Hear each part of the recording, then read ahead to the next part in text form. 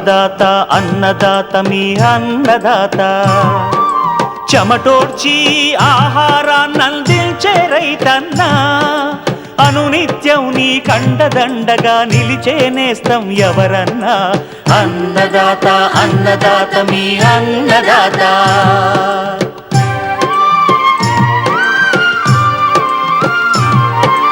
నూతన రీతుల సాగుబడికి నూరింతలు పెరిగే దిగుబడికి సూచనలిచ్చే సస్య రక్షణకు పశు పోషణకి శాస్త్ర విజ్ఞానం అందించి ముందుకు నడిపే తెలుగు రైతు భారతదేశానికి మకుటం అయ్యేలా తీర్చిదిద్దే ఆశయంతో మిమ్ము మేలు కొలిపేది అన్నదాత అన్నదాత అన్నదాత మీ అన్నదాత అన్నదాత అన్నదాత మీ అన్నదాత. అన్నదాత ప్రేక్షకులకు నమస్కారం. ఈనాటి ముఖ్యాంశాలు: ఖరీఫ్ సాగు కనువైన దొడ్డు గింజ వరి రకాలు, సమగ్ర సస్య రక్షణలో ఎరల ప్రాధాన్యత,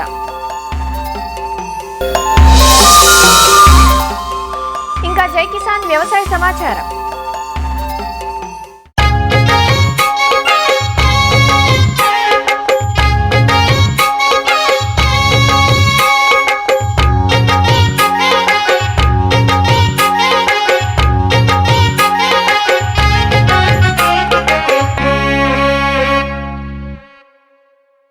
మన ప్రధాన ఆహార పంటైన వరిలో కొన్ని వందల రకాలున్నాయి. వివిధ ప్రాంతాలకు పరిస్థితులకు అనుకూలంగా ఉండేలా, కొన్ని రకాల చీడపీడలను తట్టుకునేలా వాటిని శాస్త్రవేత్తలు రూపొందిస్తూ ఉంటారు. అయితే ఎన్ని రకాలున్నా ఎప్పటికప్పుడు విడుదలయ్యే నూతన రకాల పట్ల రైతులు ఎక్కువగా మక్కువ చూపుతూ ఉంటారు. ప్రొఫెసర్ జయశంకర్ తెలంగాణ రాష్ట్ర వ్యవసాయ విశ్వవిద్యాలయం నుంచి విడుదలైన ఎన్నో రకాలు ఇటు తెలంగాణలోనే కాకుండా అటు ఆంధ్రప్రదేశ్లోనూ అలానే పొరుగు రాష్ట్రమైన కర్ణాటకలోనూ రైతుల ప్రాచుర్యం పొందుతున్నాయి. మరి ఖరీఫ్లో సాగు కనువైన దొడ్డుగింజ రకాల గురించి రాజేంద్రనగర్లోని ప్రొఫెసర్ జయశంకర్ తెలంగాణ రాష్ట్ర వ్యవసాయ విశ్వవిద్యాలయం విత్తన విభాగం అధిపతి డాక్టర్ దామోదర రాజు నుంచి తెలుసుకుందాం. ఖరీఫ్ సీజన్ ఆరంభమైంది. తెలంగాణ రాష్ట్రంలో రైతులు ముమ్మరంగా వరి నార్లు పోస్తూ ఉన్నారు. ఇప్పుడు రైతులకు వివిధ వరి రకాలను నార్లు పోసే సమయం. వరి సాగులో రైతులు అధిక దిగుబడులు పొందాలంటే ముఖ్యంగా విత్తనము చాలా కీలకమైంది. విత్తనం తర్వాత వరి సాగు యాజమాన్యం ఎలాంటి పద్ధతులు పాటిస్తున్నారు, ఇది చాలా ముఖ్యమైన విషయం అన్నమాట. ఒక 50% దిగుబడి మనం మంచి రకం ఎన్నుకోవడం వల్ల, తగిన సమయంలో విత్తుకోవడం వల్ల వస్తే, మిగతా సగం దిగుబడి మాత్రం యాజమాన్య పద్ధతుల మీద ఆధారపడి ఉంటుందన్నమాట. మనకు వరి రకాలను చూసుకున్నట్లయితే 4 తరగతుల వరి రకాలు అందుబాటులో ఉన్నాయి.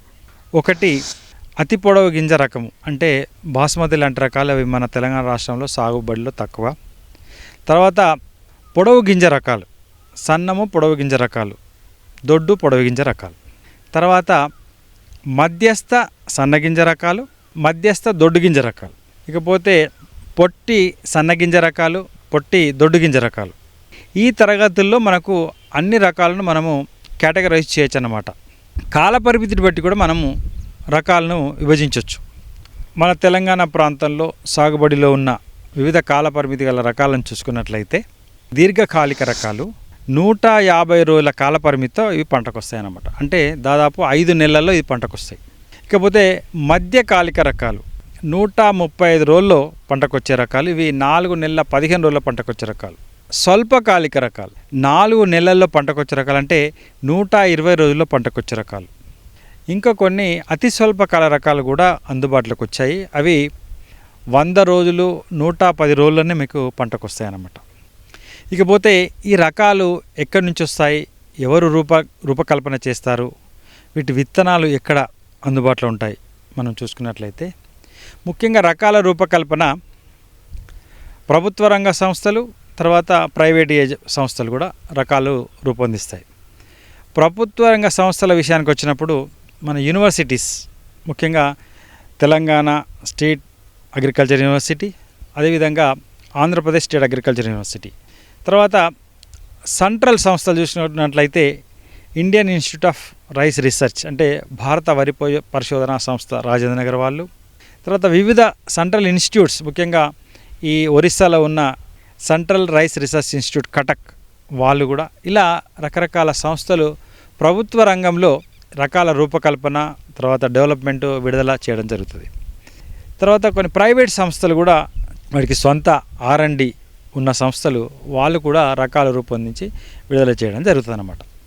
విత్తన ఉత్పత్తి ఎక్కువగా ఎక్కడ జరుగుతుంది అని రైతులు తెలుసుకోవాల్సిన విషయం చాలా అవసరం. ఎందుకంటే వారికి చివరగా వాళ్ళకి కావాల్సింది విత్తనమే. ముఖ్యంగా యూనివర్సిటీస్ దగ్గర కూడా విత్తనోత్పత్తి జరుగుతుంది. అది బ్రీడర్ సీడ్ అనేది విత్తనోత్పత్తి జరుగుతుంది. అంటే మూల విత్తనము మేము ఉత్పత్తి చేస్తామన్నమాట. ముఖ్యంగా ఈ ప్రొఫెసర్ జయశంకర్ తెలంగాణ రాష్ట్ర విశ్వవిద్యాలయం కానీ, లేదంటే ఆచార్య ఇంజనీరింగ్ వ్యవసాయ విశ్వవిద్యాలయం కానీ ఈ యొక్క మూల విత్తనాన్ని మేము ఉత్పత్తి చేస్తాము. కొద్ది మొత్తంలో ఫౌండేషన్ సీడ్ కూడా, అదేవిధంగా సర్టిఫైడ్ సీడ్ కానీ, లేదంటే ట్రూత్ఫుల్లీ లేబుల్డ్ సీడ్ కానీ కూడా కొద్ది మొత్తంలో కొన్ని రకాలకు ఉత్పత్తి చేసి రైతులకు నేరుగా అందించడం జరుగుతుంది.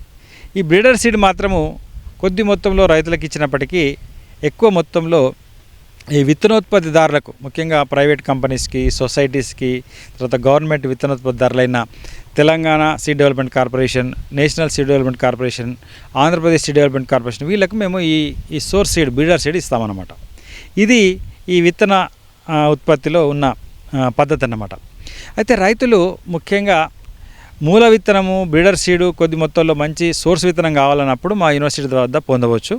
అది కొద్ది మొత్తంలోనే. రాష్ట్రమంతా విత్తనోత్పత్తి చేసి సప్లై చేయడం అనేది యూనివర్సిటీకి సాధ్యం కాదు. సోర్స్ విత్తనం మాత్రము మా యూనివర్సిటీ ద్వారా మీరు రైతులు నేరుగా కొంతమంది రైతులు పొందవచ్చు. ఎక్కువ విత్తనము ఈ తెలంగాణ సీడ్ కార్పొరేషన్ వారు కానీ, నేషనల్ సీడ్ కార్పొరేషన్ వారు కానీ, చాలా ప్రైవేట్ సంస్థలు విత్తనోత్పత్తి చేస్తున్నాయి. వాళ్ళ దగ్గర మీరు పొందవచ్చు. ఇకపోతే రకాల విషయానికి వచ్చినప్పుడు మనకు ఎన్నో రకాలు అందుబాటులో ఉన్నాయి. ఎప్పటి నుంచో మనకు అభివృద్ధి చేసిన రకాలు, పాత రకాలు రైతులు సాగు చేస్తున్నారు. వాటి గురించి రైతులకు బాగా తెలుసు. తర్వాత వాటిలో కొన్ని బాగా ఉన్నాయి, కొన్నిట్లలో లోపాలు ఉన్నాయి, కొన్నిట్లలో కొన్ని సవరణలు అడుగుతున్నారు రైతులు. ఆ రకాలు ఏమేమి రకాలు ఇప్పుడు సాగులో ఉన్నాయి, తర్వాత ఎలాంటి కొత్త రకాలు వచ్చినాయి, ఇది మనం తెలుసుకుందాం. దొడ్డు రకాల విషయానికి వద్దాం. ఈ దొడ్డు పొడవు గింజ రకాలు అంటే MTU 1010 లాంటి రకాలు, అంటే IR64 లాంటి రకాలు ఒక సెగ్మెంట్. ఇంకొకటి మధ్యస్థ సన్నగింజ రకాలు, ఇదొక మార్కెట్ సెగ్మెంట్. అంటే BPT 5204 లాంటి రకాలు. ఇంకొకటి అతి సన్న గింజ రకాలు RNR 15048, HMT సోనా, జయశ్రీరామ్ లాంటి రకాలు అన్నమాట. ఈ 3 సెగ్మెంట్లలో మనకు ముఖ్యంగా వరి ఉత్పత్తి జరుగుతూ ఉంది. మార్కెట్లో కూడా ఈ 3 సెగ్మెంట్లకు బాగా డిమాండ్ ఉంది.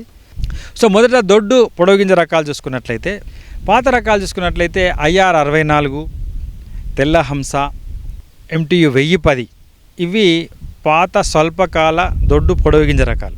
తర్వాత ఇంకొకటి MTU 1001, ఇది మధ్యస్థ దొడ్డు గింజ రకం. ఇది 130 రోజుల కాల పరిమితి కదా, మధ్యకాలిక దొడ్డు గింజ రకం.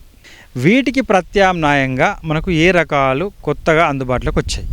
ఆచార్య ఇంజనీరింగ్ విశ్వవిద్యాలయం నుండి కానీ, లేదంటే ప్రొఫెసర్ జయశంకర్ తెలంగాణ రాష్ట్ర విశ్వవిద్యాలయం నుంచి కానీ, లేదంటే భారత వరి పరిశోధనా సంస్థ నుంచి కానీ చాలా రకాలు రైతులకు అందుబాటులోకి వచ్చినాయి. అందులో మొట్టమొదటిది KNM 118 కూనారం సన్నాలు అనే పేరుతో మేము విడుదల చేయడం జరిగింది.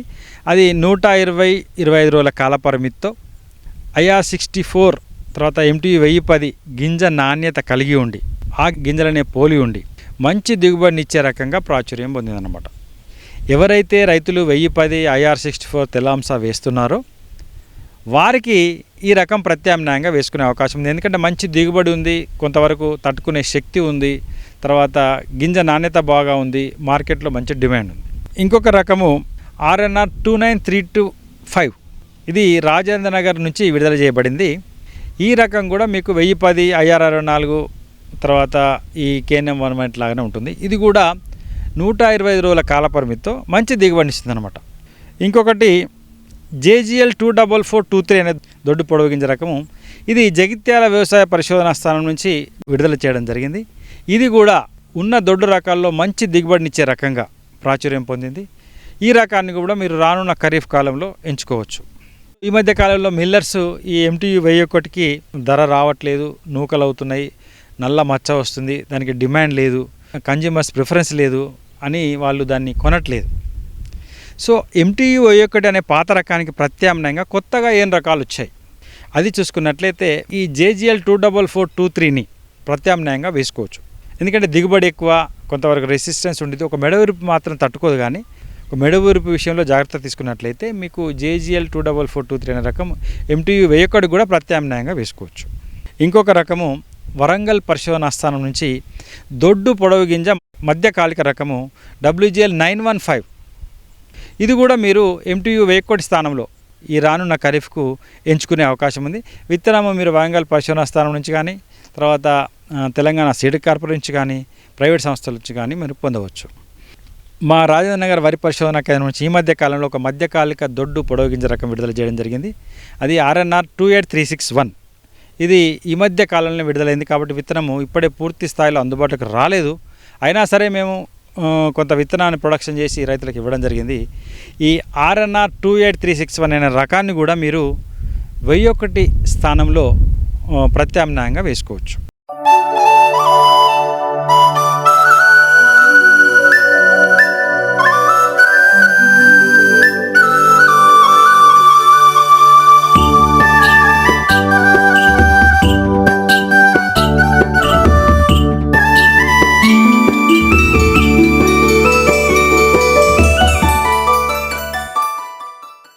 పంటలు విత్తినప్పటి నుండే పంటలను అనేక రకాల చీడపీడలు ఆశించి నష్టపరుస్తుంటాయి.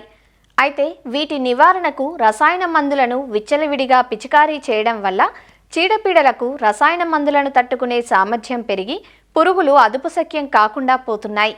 వీటితో పాటు పంటలకు మేలు చేసే మిత్రపురుగుల సంఖ్య తగ్గిపోయి పర్యావరణ సమతుల్యత దెబ్బతింటోంది. కాబట్టి రైతులు రసాయన మందులపైనే ఆధారపడకుండా పంట తొలి దశ నుంచే సమగ్ర సస్యరక్షణ చర్యలను ఆచరించినట్లయితే మంచి దిగుబడులను పొందే అవకాశం ఉంటుంది. వీటిలో ఎరల ప్రాధాన్యత ఎంతైనా ఉంది.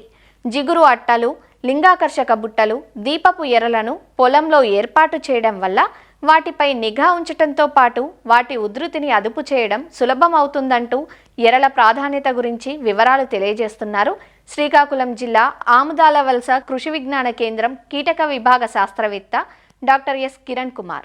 రైతులు ఇప్పుడు తొలకరిలో కానీ లేదా మన రెండో పంట కింద ఏ పంటలు వేసినా కూడా ఈ పురుగులు అనేవి ఎక్కువగా పంటను ఆశించి నష్టపోతూ ఉండటం వలన ఈ సమగ్ర సస్యరక్షణ మనం విషయానికి వచ్చినప్పటికీ అలాగే ఎరల్ని కూడా మనం వాడి మంచి ఫలితాలు అనేవి సాధించవచ్చు అనమాట. ప్రధానంగా జిగురట్లు అనేవి ఈ పసుపు రంగు జిగురట్లు అలాగే నీలం రంగు జిగురట్లు అనేవి రెండు మనకు ఉంటాయి అన్నమాట. వేరుశనగను వేసినప్పుడు కానీ లేదా మిరప పంటను వేసినప్పుడు కానీ ఈ తామర పురుగులు అనేవి ఎక్కువగా ఆశించి పంటను నష్టపరుస్తూ ఉంటాయి. వాటితో పాటుగానే ఈ వైరస్ తెగులను కూడా వ్యాప్తి చెందిస్తూ ఉంటాయి. కాబట్టి ఆ వేరుశనగలోను అలాగే మిరప పంటను వేసినప్పుడు ఈ నీలం రంగు జిగురట్లు మనకు పెట్టుకున్నట్టయితే ఈ తామర పురుగులు అనేవి ఆకర్షితమయ్యి దానికి అతుక్కొని చనిపోవడం కూడా జరుగుతుంది. అలాగే ఈ పసుపు రంగు జిగురట్లు మనకు వచ్చినప్పుడు ఏవైతే ఈ తెల్లదోమ అనేది ఎక్కువగా ఆశించి పంట నష్టపరుస్తూ ఉంటుందో ప్రధానంగా అపరాల పంటల్లో కావచ్చు అలాగే వేరుశనగ పంటల్లో కావచ్చు పత్తిలో కావచ్చు ఆ తెల్లదోమ అనేది ఉధృతి ఎక్కువగా ఉంటుంది. కాబట్టి దానిని మనం నివారించడానికి అలాగే దాని తాలూకు ఉనికిని మనం గుర్తించడానికి ఈ పసుపు రంగు జిగురట్లు అనేవి మనం వేసినటువంటి పంటలో సుమారుగా ఒక అడుగు ఎత్తున మనం పెట్టుకున్నట్టయితే ఆ తెల్లదోమ అంతా కూడా ఈ పసుపు రంగు జిగురట్లకి ఆకర్షితమయ్యి దాన్ని అతుక్కొని చనిపోవడం కూడా జరుగుతూ ఉంటుంది. ఏవైతే తామర పురుగులు కావచ్చు లేదా ఈ మన తెల్లదోమలు కావచ్చు దాని తాలూకు నెంబరు దాన్ని బట్టి మనం ఈ రసాయన మందులను కూడా పిచికారీ చేయడానికి మనకు ఒక అవగాహన అనేది వస్తుంది. అలాగే ఈ జిగురట్టలు లేని పక్షంలో రైతు సోదరులు మనకు ఖాళీ అయినటువంటి ఈ పెయింట్ డబ్బాలు కానీ దానికి ఈ పసుపు రంగు కలర్లు వేయడం కానీ లేదా గ్రీజ్ అతికించడం వల్ల కూడా ఏవైతే ఈ రసం పీల్చే పురుగులు ఉంటాయో దాన్ని మనం సమర్థవంతంగా అరికట్టుకోవడానికి కూడా ఆస్కారం అనేది ఉంటుంది. అలాగే ఈ దీపపు ఎర్రలు కూడా మనకి ఈ సమగ్ర సస్యరక్షణలో ఎంతగానో తోడ్పడుతూ ఉంటాయి. ఈ దీపపు ఎర్రలు అనేవి ఎక్కువగా ఏవైతే రాత్రిపూట సంచరించే పురుగులు ఉంటాయో ఉదాహరణకి ఈ ఎర్రగొంగల పురుగు కావచ్చు పొగాకులద్ది పురుగులు కావచ్చు అవి దీపపు ఎర్రలకి బాగా ఆకర్షితం అవుతూ ఉంటాయి అనమాట. అందుకోసమని రైతు సోదరులు ఈ దీపపు ఎర్రల్ని పొలం గట్ల మీద మనకి ఏర్పాటు చేసుకున్నట్టయితే వెలుగుతున్నటువంటి ఆ దీపం కింద మనం క్లోరిఫైర్ ఫాస్ గానీ లేదా ఫినాల్ ఫాస్ గానీ అనే మందు ద్రావణాన్ని కింద ఒక టబ్బులో పెట్టడం వలన అవి ఆ పురుగులు అనేవి ఆకర్షితమయ్యి ఆ దీపానికి ఆ లోపల పురుగు మందు లోపల పడి చాలా వరకు వరకు చనిపోవడం కూడా జరుగుతుంది. ఆ మరుసటి రోజు మనకి ఆ ఏవైతే పురుగుల తాలూకా ఉధృతి ఆ ఉనికిని మనం గమనిస్తామో దానికి తగ్గట్టుగా ఈ రసాయనాల పిచికారీ కూడా మనం చేసుకోవచ్చు. ఈ మధ్య కాలంలో ఈ దీపపు ఎరల్ని కొద్దిగా మాడిఫై చేసి మనకి సోలార్ దీపపు ఎరలు అనమాట, అంటే సోలార్ ఫలకాలతో మార్నింగ్ అంతా కూడా రీఛార్జ్ అవుతా ఉండి సాయంత్రం పూట ఆటోమేటిక్ గా వెలిగే మెకానిజం కూడా ఇప్పుడు మనకు వచ్చింది. సో దానికని ఈ సోలార్ దీపపు ఎరలు కూడా మనకు చక్కగా పనిచేస్తూ ఉన్నాయి. సో ఈ రెండింటిని పెట్టడం వల్ల ఏమవుతుందనంటే ఈ వేరుశెనగలో ముఖ్యంగా ఈ ఎర్రగొంగలి పురుగులు లాంటివి మనం చక్కగా సమర్థవంతంగా అరికట్టుకోవడానికి ఆస్కారం అనేది ఉంటుందన్నమాట. ఇంకా చివరిగా ఈ లింగాకర్షక బుట్టలకి మనం గమనించినప్పుడు ఏంటంటే ఏవైతే ఈ సీతాకోక చిలుక జాతికి చెందినటువంటి ఈ పురుగులు ఉంటాయో వాటిని ఆకర్షించడానికి ఈ లింగాకర్షక బుట్టలు అనేవి ఎక్కువగా మనం పెడతా ఉంటాం. పాలిథీన్ సంచి ఎరల్లో కానీ లేదా గరాట ఆకారపు ఎరలు కానీ లేదా ఈ డెల్టా ట్రాప్స్ కానీ లేదా క్రాస్ వెంట్ ట్రాప్స్ కానీ ఇలా రకరకాలుగా ఈ లింగాకర్షక బుట్టలను మనం తయారు చేయడం జరుగుతుంది. ఏవైతే ఈ ఫెరమోన్స్ అనేవి ఉంటాయో అవి మనకి రసాయనికంగా తయారు చేసి ఆ ట్రాప్లో పెట్టి మనము ఈ పొలాల్లో విడుదల చేస్తూ ఉంటాం అనమాట. ఒక ఎకరాకి 4 నుంచి 5 లింగాకర్షక బుట్టలు అనేవి మనం వేసినటువంటి పంటల్లో సుమారుగా పంట నుంచి ఒక 45 సెంటీమీటర్లు అంటే ఒక అడుగున్నర వరకు కూడా పైన మనం ఉండేటట్టు ఈ లింగాకర్షక బుట్టలను మనం ఏర్పాటు చేసుకోగలిగినట్టయితే ఈ మగ పురుగులన్నీ కూడా ఆ లింగాకర్షక బుట్టల నుంచి వచ్చినటువంటి ఆ ల్యూర్స్ తాలూకా సువాసనకి అట్రాక్ట్ అయ్యి ట్రాప్లో పడి చనిపోవడం కూడా జరుగుతుంది. సో ఈ విధంగా ప్రతి 30-35 రోజులకు ఒకసారి చెప్పినా కూడా ఈ ఫెరమోన్ ట్రాప్స్ని ఈ ఎర్రని లింగాకర్షక బుట్టల్ని మనం మారుస్తూ ఉండి అలాగే వాటి పురుగుల తాలూకా ఉధృతి మనం గమనిస్తూ ఉంటూ ఏ కెమికల్స్ అనేవి మనం వాడాలో మనం నిర్ధారించుకొని వాటిని మనం పిచికారీ చేసుకున్నట్టయితే తక్కువ ఖర్చుతోనే అలాగే పర్యావరణాన్ని కలుషితం కాకుండా మంచి ఫలితాలను సాధించవచ్చు అనమాట. అలాగే ముఖ్యంగా వరి పంట మనం వేస్తే ఈ కాండం తొలిచే పురుగు అనేది ఎక్కువగా ఆశించి నష్టపరుస్తూ ఉంటుంది. కాబట్టి ఈ కాండం తొలిచే పురుగు మన నివారణకు ఈ స్కిర్పోల్యూర్ అనేది మనం ఎక్కువగా పెడతా ఉంటాము. అలాగే ప్రత్తిలో కానీ సోయా చిక్కుల్లో కానీ అపరాల్లో కానీ పొగాకు లద్ది పురుగుని మనం నివారించాలంటే ఈ లిట్ల్యూర్ అనేది అంటే లిటిల్యూర్ అని అంటాం, దాన్ని మనం ఎక్కువగా వాడుతూ ఉంటాము. అలాగే వంగ విషయానికి వచ్చినప్పుడు ఆ వంగలో కాయ తొలిచే పురుగు అనేది ఎక్కువగా ఆశించి నష్టపరుస్తూ ఉంటుంది. కాబట్టి దాన్ని మనం నివారించాలంటే ల్యూసిన్ లూర్ అనేది మనం ఎక్కువగా వాడుతూ ఉంటాము. అలాగే ప్రతి పంట వేసినప్పుడు ఈ శనగ పచ్చ పురుగుని మనం నివారించాలంటే హెలిల్యూర్ అనేది ఎక్కువగా మనం వాడుతూ ఉంటాము. అలాగే అదే పత్తి పంటలో గులాబీ రంగు పురుగుని మనం నివారించాలంటే పెక్టినోల్యూర్ అనేది ఎక్కువగా మనం వాడి ఈ పురుగుల తాలూకా ఉధృతిని మనం గమనించి దానికి తగ్గట్టుగా నివారణ చర్యలు అనేవి చేపట్టడం జరుగుతుందన్నమాట. ఈ విధంగా మనం వేసినటువంటి పంటల్లో ఈ లింగాకర్షక బుట్టల్ని మనం పెట్టి మనం పంటలో వచ్చినటువంటి పురుగుల తాలూకా ఉధృతిని అలాగే ఉనికిని కూడా మనం గమనించవచ్చు. అలాగే ఆర్థిక నష్ట పరిమితిని అది దాటిపోయినప్పుడు ఏమవుతుందనంటే మనం ఎటువంటి కెమికల్స్ని ఏ గాఢతలో మనం వాడాలి అనేది కూడా మనం నిర్ధారించుకొని ఆ రసాయనాలను కూడా మనం వాడి మనం ఈ పంట మీద వచ్చినటువంటి పురుగుల్ని సమర్థవంతంగా అరికట్టుకోవడానికి ఆస్కారం ఉంటుంది. దీనివల్ల ఏమవుతుందనంటే మనం తక్కువ ఖర్చుతోనే అలాగే పర్యావరణాన్ని కలుషితం కాకుండా కూడా అలాగే మనం నేల తాలూకు సారాన్ని కూడా దెబ్బతినకుండా పెట్టుబడి ఖర్చులు కూడా చాలా వరకు తగ్గి మంచి దిగుబడులు అలాగే నికర ఆదాయం కూడా రైతు సోదరులు పొందడానికి ఆస్కారం ఉంటుంది.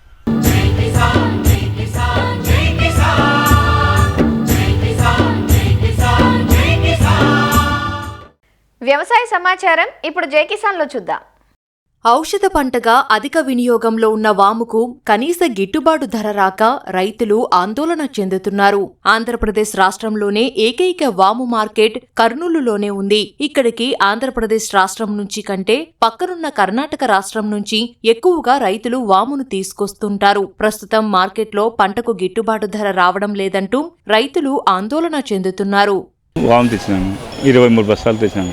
రేటు నిన్న వారం అంతా ఆవరేజ్ 18 నడిచింది అన్నారు. మళ్ళీ ఈరోజు ఎట్లా నడుస్తుంది మాదే అక్కడే పచ్చికొంటేనే 20,000తో అడిగింది. మరి ఇప్పుడు టెండర్ ఎట్లా నడుస్తుందో తెలియదు. పెట్టుబడి బాగానే వస్తుంది, ఎకరాకి 5-6 వేలు పైన వస్తుంది.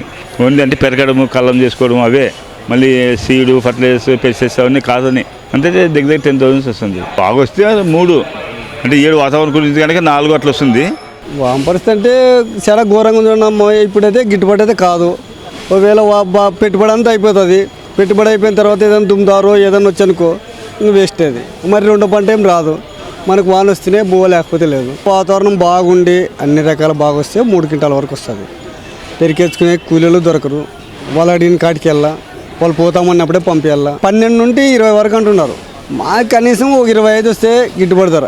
వాము పంటను కర్నూలు జిల్లా పశ్చిమ ప్రాంతాలైన ఆదోని, ఆస్పరి, పత్తికొండ, ఆలూరు మండలాల్లో 5,000 హెక్టార్లలో సాగు చేస్తున్నారు. కర్ణాటకలోని బీజాపూర్, షోలాపూర్ నుంచి అధిక పంట కర్నూలు మార్కెట్కు తరలి వస్తోంది. వాము పంట ఎకరాకు గరిష్టంగా 5 క్వింటాలు, కనిష్టంగా 3 క్వింటాల దిగుబడి వస్తోంది. కర్నూలు పశ్చిమ ప్రాంతం కరవు నేల కావడంతో ఎక్కువగా రైతులు వర్షాధార పంటలు సాగు చేస్తుంటారు. ముఖ్యంగా వాము సాగు ఎక్కువ.